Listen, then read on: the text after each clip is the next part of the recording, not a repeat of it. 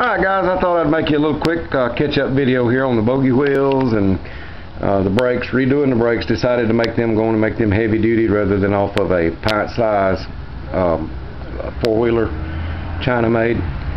Not to mention it was going to be hard to tee in them Chinese brake lines to an American master cylinder. Now I don't have that problem. So I've replaced all that with a 2003 model Chevrolet Impala rear caliper. The rotor is off a 98 2010 Volkswagen.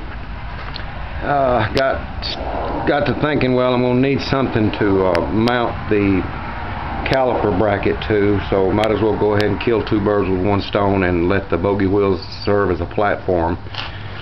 So I'll come up from here and over to the caliper bracket real strong. It's got to adjust, it's got to move back and forth a little bit as well. So I'll kill two birds with one stone there and do that. Decided to just go ahead and put two Boggie wheels on each side. Three would be pretty, three would be nice, three would be fancy, but two is plenty. Them tracks are stiff and you're not going to bend them up. They don't even need no Boggie wheels, to be honest. You could get by without any. But a Dozer supposed to have them. I've mounted and made these two brackets on the Boggie wheels today.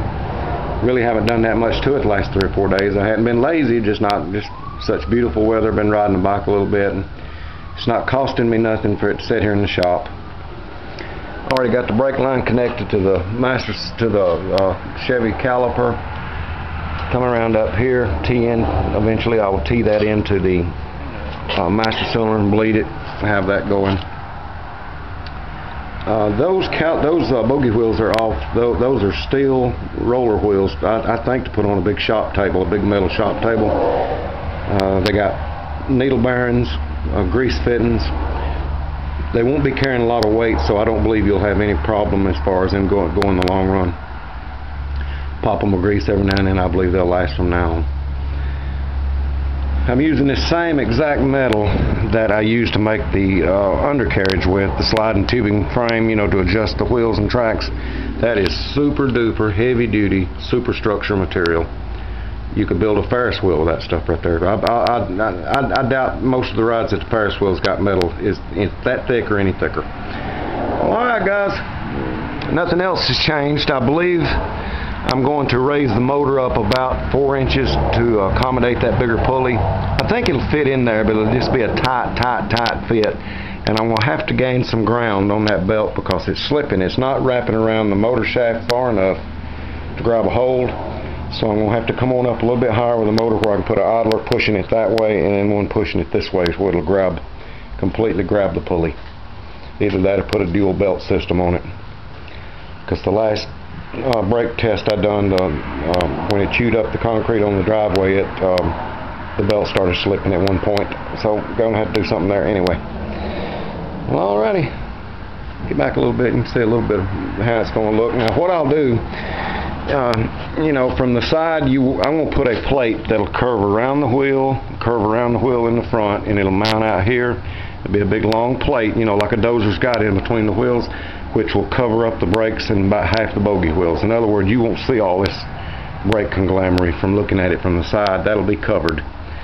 It'll simply bolt on and off with 3 or 4 little old bolts. Be lightweight. It won't need to be big, thick, heavy metal. Just a cover, like a dust cover. I'm going to make the cow catcher back here to keep big rocks and stuff from getting under the tracks in between the rocks and the teeth. So maybe a little bit of dirt getting in there. With the play that I've got, the room in between the track and the teeth, the chain and the teeth, I don't believe no dirt will ever cake up in there and cause no problems. Because as you know, I did not drill holes in the top of the tracks. I didn't cut an opening. The Oliver Dozer I've got, it doesn't have an opening, so I thought maybe I can get by with it. So brakes now are going to be complete heavy duty. If there is a weak point on these brakes, and I don't think it is, but it would be that mini bike spindle that I used to bearing assembly to spin the rotor.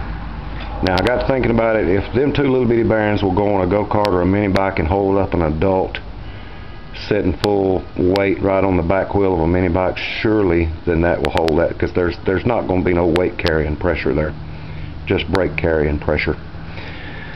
And if they don't, you know, I'll run it a month or two and take it apart, and if them bearings are getting loose, I know how to buy, excuse me, I know how to buy quality Federal Mogul bearings to replace them with. You know, heavy duty bearings, we know how to do that, so I don't think it'll be no problem. Alright guys, just a little catcher-upper, just to let you know that I wasn't lazing around. Just, you know, I'm not in, I've said it 1,000 times, I'm not in no gigantic hurry. I hope to have it operatable by about the end of this month, at least that way where I can come in and out of the garage with it and go wherever I want to go.